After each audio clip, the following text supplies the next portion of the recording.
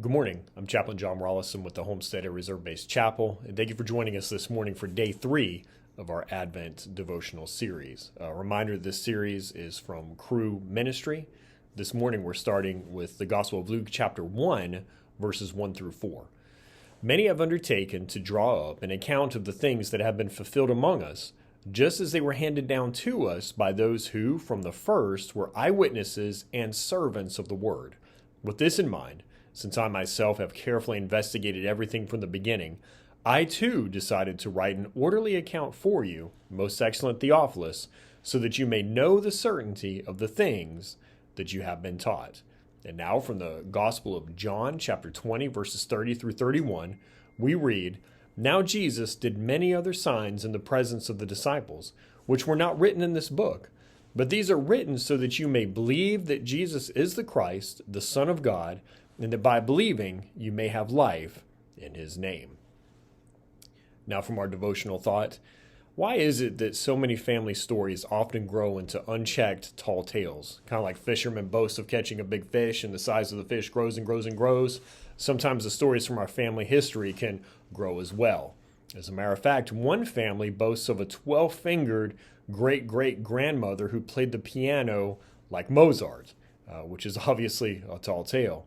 There's another tale of a mother whose baby was snatched away out of her arms back in the Wild West. And according to this family's lore, although the child was safely returned in exchange for food, the mother caught the first train out of there and never looked back. Now, these stories might help us feel connected to a shared past, but it's difficult to know what's fact and what's fiction because nobody took the time to write the real history down.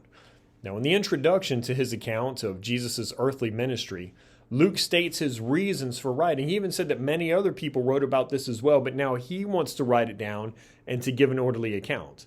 And because of Luke's careful writing, many of the particulars of Christ's birth, like his earthly ministry, are recorded in great detail. Now, if we were to read the 3 other Gospels that go along with Luke, which are Matthew, Mark, and John, we would notice a significant overlap of Luke's account. And these writings are a vital part of our spiritual, we might say, family history. And because Luke took the time and effort to write down everything he learned from the Apostle Paul and from eyewitnesses of Jesus' life, even now, over 2,000 years later, we can be certain that these stories are reliable accounts of real people and actual events. And what Luke may have only intended for his friend Theophilus, we have access to today. These 1,000-year-old prophecies fulfilled in eyewitness accounts of Jesus' actions and teaching, all investigated by a careful student, they serve us well. And, unlike some odd family stories passed down through generations, these are stories we can take to the bank because they have not changed with time. They're written according to God's word so that you may believe that Jesus is the Christ, the Son of God, and that by believing you may have life in his name. I would encourage you to read this through the Gospel of Luke during this Advent season, 1 chapter every day, right up to Christmas. You would read the entire book, and you'll be able to learn so much about Jesus during that time.